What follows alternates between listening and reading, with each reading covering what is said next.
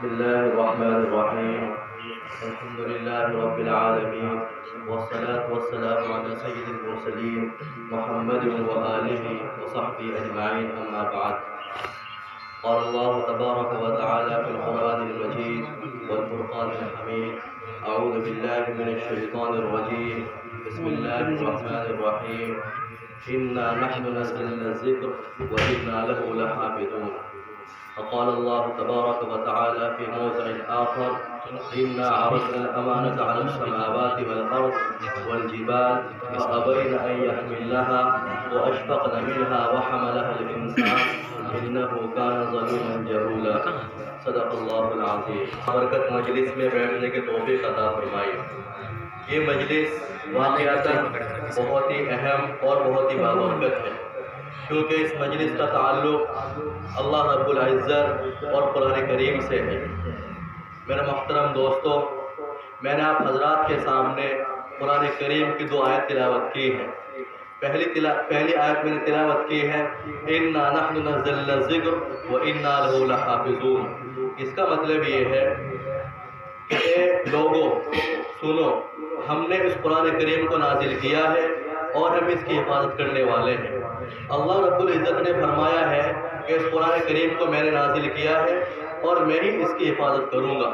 دوسری آیت تلاوت کی میں نے، جس کا مطلب یہ ہے کہ ہم نے اس قرآن کریم کو اللہ کی اس بابرکت کتاب کو ہم نے پہاڑوں پر پیش کیا، ہم نے زمینوں پر پیش کیا، تو انہوں نے اس کو لینے سے انکار کر دیا. وہ اس کو اٹھانے کی طاقت نہیں رکھتے تھے، لیکن جب ہم نے اس کو اس انسان پر پیش کیا تو اس نے اس کو قبول کر لیا. میرے محترم بھائیوں، قرآن کریم ایک بہت ہی باعظمت اور بابرکت کتاب ہے. اس قرآن کریم سے جڑی ہوئی جتنی بھی چیزیں ہیں وہ سب سے افضل اور سب سے بابرکت ہے. اللہ رب العزت کا کلام ہے جو سب سے بڑی ذات ہے. اس سے بڑی ذات کسی کی نہیں ہو سکتی ہے، ہر کوئی اس کا مانتا ہے.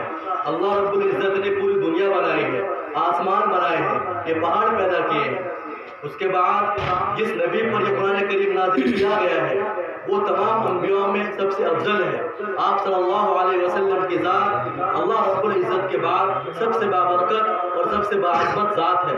اس ذات پر یہ قرآن کریم نازل کیا گیا ہے. اسی طریقے سے جو فرشتے اس قرآن کریم کو لے کر کے آئے وہ بھی سب سے افضل اور سب سے عظمت والے فرشتے ہیں. حضرت جبرائیل جو آپ صلی اللہ علیہ وسلم کے پاس اس قرآن کریم کو لے کر کے آئے تھے. اسی طریقے سے جس رات میں قرآن کریم اتارا گیا ہے، شب قدر کی رات، آپ سب جانتے ہیں وہ سب سے بابرکت رات ہے. قرآن کریم میں اللہ نے فرمایا: اِنَّا أَنزَلْنَاهُ فِي لَيْلَةِ الْقَدْرِ وَمَا أَدْرَاكَ مَا لَيْلَةُ الْقَدْرِ لَيْلَةُ الْقَدْرِ خَيْرٌ مِّنَ الْأَلْفِ شَهْرٍ. کہ جو لیلۃ القدر ہے یہ ہزاروں مہینوں سے افضل ہے. تو قرآن کریم سے جڑی ہوئی چیزیں جتنی بھی ہیں وہ سب سے افضل ہے. اسی طریقے سے یہ قرآن کریم اس امت پر نازل کیا گیا جو سب سے بابرکت اور سب سے عظیم امت ہے. قرآن کریم میں اللہ نے فرمایا: کنتم خیر امہ، کہ تم سب سے بہترین امت ہو. تو قرآن کریم سے جڑی ہوئی جتنی بھی چیزیں ہیں وہ سب سے افضل اور سب سے عظیم اور سب سے باعظمت ہے.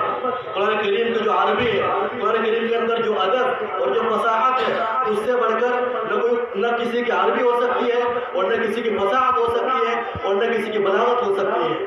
قرآن کریم کے نزول کے وقت بہت سے لوگوں نے دعویٰ کیا کہ ہم قرآن کریم جیسا ایک دوسرا قرآن کریم پیش کر سکتے ہیں. بہت سے لوگوں نے اس کے دعوے کیے. بڑے بڑے لوگ تھے، بڑے بڑے ادبا تھے جن کی عربی بہت چرچا میں تھی اور جو لوگ جن سے بہت متاثر تھے، لیکن جب وہ قرآن کریم کے جیسا لکھنے بیٹھے تو ان کے ہاتھ پیر پھول گئے. ان کو سمجھ نہیں آ رہا کہ کیا کریں. اپنے آپ کو کمرے میں بند کر لیا اور پرچوں کا گٹر لگا لیا، لیکن جب لکھتے تو لکھا نہیں جاتا تھا، کیونکہ اس جیسا قرآن کریم نہیں ہو سکتا ہے، کوئی اس جیسی کتاب نہیں ہو سکتی ہے. میرے محترم دوستو، اللہ رب العزت نے ہمیں قرآن کریم دیا ہے. اللہ رب العزت نے اس قرآن کریم کو دے کر کے ہم پر احسان کیا ہے. اور ہم کہاں ہیں؟ ہمیں دیکھنا ہے. آج ہم نے اس قرآن کریم کو چھوڑ دیا ہے. ہم نے اس قرآن کریم کو صرف کتابوں میں رکھ دیا ہے. ایک شاعر نے کہا ہے: وہ معزز تھے زمانے میں مسلمان ہو کر اور ہم خار ہوئے تارک قرآن ہو کر. صحابہ کرام رضوان اللہ تعالی اجمعین اور اللہ کے رسول صلی اللہ علیہ وسلم اور تابعین کی جو زندگی گزری ہے وہ پوری کی پوری قرآن پاک کی عبارت تھی. آپ صلی اللہ علیہ وسلم اور صحابہ کرام قرآن کریم کا دور کیا کرتے تھے، اور آج ہم نے اس کو صرف تاغوں میں رکھ دیا ہے. جب کسی کی شادی ہوتی ہے تو اس کو تحفے میں دے دیا جاتا ہے. اس سے کام نہیں بنے گا، اس سے کام نہیں چلے گا. قرآن کریم تاغوں میں رکھنے کے لیے نہیں آئے ہیں. قرآن کریم کتاب ہدایت ہے. قرآن کریم ہمارے لیے منبع، ہدایت کا منبع اور سرچشمہ ہے. ہمیں اپنے آپ کو قرآن کریم سے جوڑنا ہوگا، تبھی ہم راہ راست پر آ سکتے ہیں، تبھی ہماری جو کشتی ڈوب رہی ہے وہ نکل سکتی ہے. آج کے حالات کتنے بدتر ہو چکے ہیں میں بھی جانتا ہوں اور آپ سب جانتے ہیں. آج کس طرح کے حالات سے دوچار ہونا پڑ رہا ہے، لیکن اس کی وجہ کیا ہے، اس کا سبب کیا ہے؟ کیا ہم مسلمان نہیں ہیں؟ کیا ہم نماز نہیں پڑھتے ہیں؟ ہم نے قرآن کریم کو چھوڑ دیا ہے. قرآن کریم کی جو آیات تھی ان پر عمل کرنا چھوڑ دیا ہے. ہم میں سے بہت سے لوگ ایسے ہیں کہ جن کو قرآن پاک پڑھنا نہیں آتا ہے. بہت سے لوگ وہ ہیں جو قرآن پاک پڑھنا جانتے ہیں لیکن اس کے معنی نہیں سمجھتے ہیں.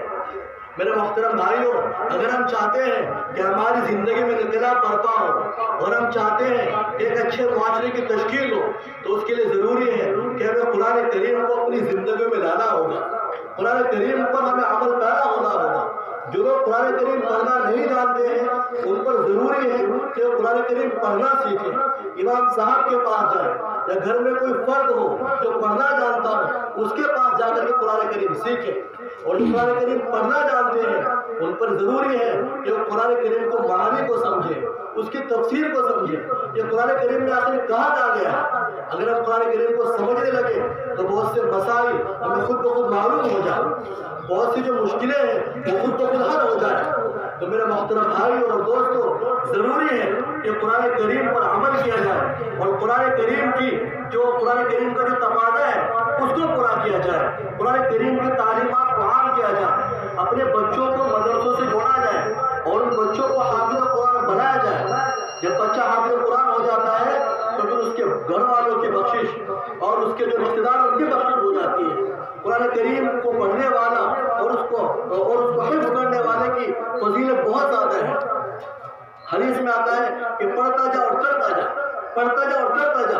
تو جو حافظ قرآن ہوگا اس کے لیے جو آخرت کے جو دوسرے درجے ہیں وہ آسان ہوں گے، وہ اپنے گھر والوں کی اور 70 افراد کی بخشش کا ذریعہ بنے گا. تو میرے بھائیوں، یہ جو محفل ہے، یہ جو مجلس ہے، اس کا سب سے اہم تقاضا یہی ہے کہ ہم قرآن کریم کی تعلیمات کو سمجھیں، ان پر عمل پیرا ہوں اور اپنے بچوں کو قرآن کریم سے جوڑیں اور خود بھی قرآن کریم سے جڑیں. انشاءاللہ مجھے امید ہے کہ پھر ایک انقلاب برپا ہوگا اور اللہ رب العزت جو ہم حالات دیکھ رہے ہیں ان کو درست کرے گا. اللہ تعالیٰ مجھے بھی اور آپ سب کو بھی عمل کرنے کے توفیق عطا فرمائے. وآخر دعوانا ان الحمد للہ رب العالمین.